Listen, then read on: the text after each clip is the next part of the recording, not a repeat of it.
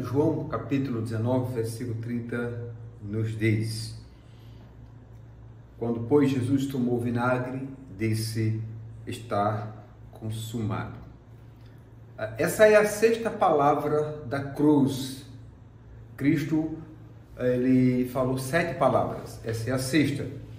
E a sexta palavra da cruz, ela fala acerca da salvação completa adquirida por Cristo na cruz.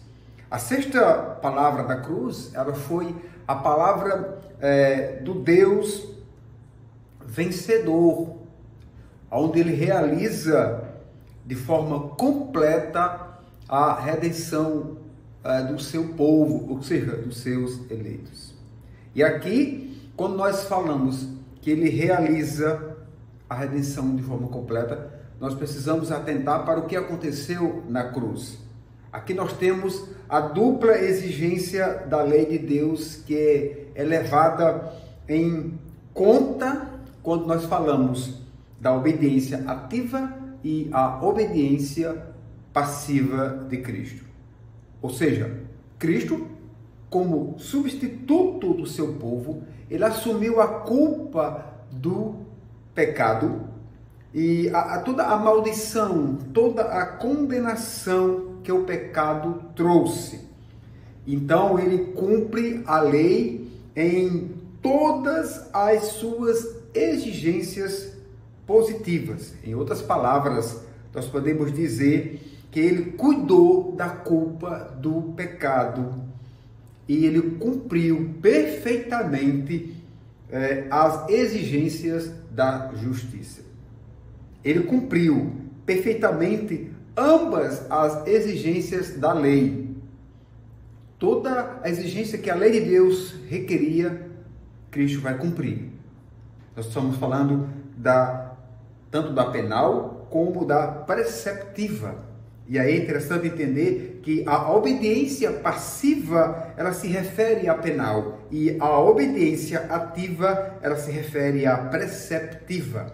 A obediência de Cristo, ela foi vicária no sentido de que ele carregou todo o juízo de Deus. Na cruz, Cristo, ele está recebendo, ou seja, Deus está derramando sobre ele toda a culpa do pecado. Na cruz, Cristo está cumprindo toda a exigência. Então, nesse sentido, foi vicária, no sentido que ele carregou todo o juízo de Deus derramado sobre o pecado. E foi também vicária no pleno cumprimento das exigências da justiça. Ou seja, a obediência de Cristo tornou-se a base da remissão do pecado e da verdadeira justificação.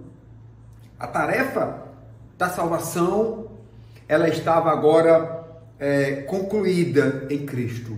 Tudo o que Deus quis fazer, já fez. Na cruz, Cristo cumpre todas as exigências da lei. A obediência de Cristo envolveu, provavelmente, em nenhum outro livro da Bíblia, como a carta aos Hebreus, é mais notável a expressão do que aconteceu na cruz, quando o autor nos diz, no seu capítulo 2, do versículo 10 a 18, e também no capítulo 5, do versículo 8 ao versículo 10. Lá nos é dito que ele aprendeu a obediência pelas coisas que sofreu, e que ele foi aperfeiçoado pelos sofrimentos, e que, tendo sido aperfeiçoado, tornou-se o autor da salvação eterna para todos os que lhe obedecem. Então, quando nós examinamos textos como esses, nós chegamos às seguintes lições e elas se tornam evidentes para nós. A primeira é que não foi simplesmente pela encarnação que Cristo realizou a nossa redenção. Segundo, não foi simplesmente pela morte que a salvação foi, digamos, consumada. Não foi simplesmente, terceiro, pela morte numa cruz que Cristo tornou-se o autor da salvação. A morte na cruz, ela como exigência culminante do preço da redenção, ela foi satisfeita como o ato supremo de obediência. Não foi a morte aqui irresistivelmente infligida, não. Porém, a morte na cruz, voluntária e obedientemente efetuada em favor dos seus eleitos, em cumprimento das exigências da lei. Então, não há outro caminho para o homem, não há outro caminho que o leve à salvação a não ser ou exceto Jesus Cristo. O homem que deseja alcançar os céus, ele precisa de Jesus. Só Jesus. Porque Jesus, nele tudo foi consumado. Ou seja, o preço foi pago completamente. O Senhor Jesus nos diz lá em Mateus capítulo 20 e também em Mateus capítulo 10. E quando nós lemos esses textos ditos pelo Senhor Jesus, isso vai estabelecer, sem dúvida, alguns fatos que devem ficar claro para nós. Primeiro é que a obra que ele veio realizar no mundo é uma obra de resgate. Segundo, a doação de sua vida foi o preço desse resgate. E em terceiro, este resgate foi substitutivo em sua natureza. Lá em Romanos capítulo 1, melhor dizendo, capítulo 8, versículo 1, nós lemos: agora, pois nenhuma condenação há para os que estão em Cristo Jesus.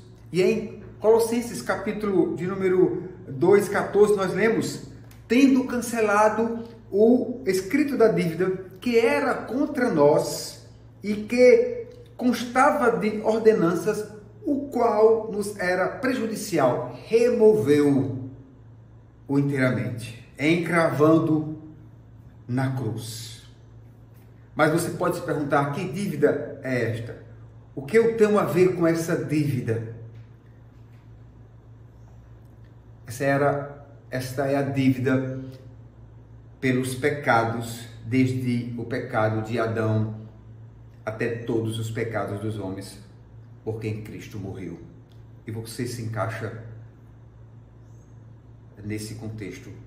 Em Romanos capítulo 5, 12, nós lemos: portanto, assim como por um só homem entrou o pecado no mundo, e pelo pecado a morte, assim a morte passou a todos os homens, porque todos pecaram. Esse versículo responde a sua pergunta: por que você se encaixa, por que você se encontra dentro desse contexto? Por isso a Bíblia, ela enfatiza lá em Hebreus 9, 22, sem derramamento de sangue não há remissão. A lei, ela exigia que uma vida se esvaísse como punição pelo pecado.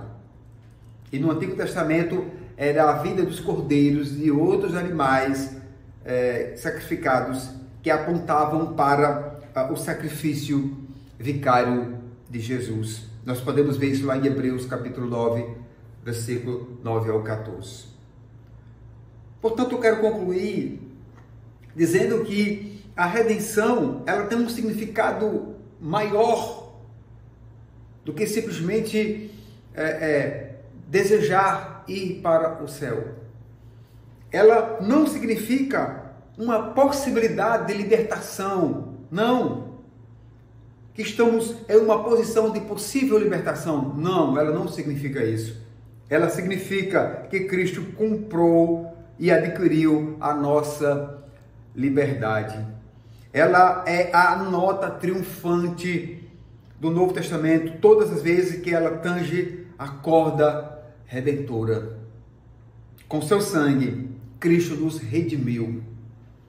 Ele adquiriu a eterna redenção, como diz o apóstolo Paulo, o qual a si mesmo se deu por nós, a fim de redimir-nos de toda iniquidade e purificar para si um povo exclusivamente seu, zeloso de boas obras.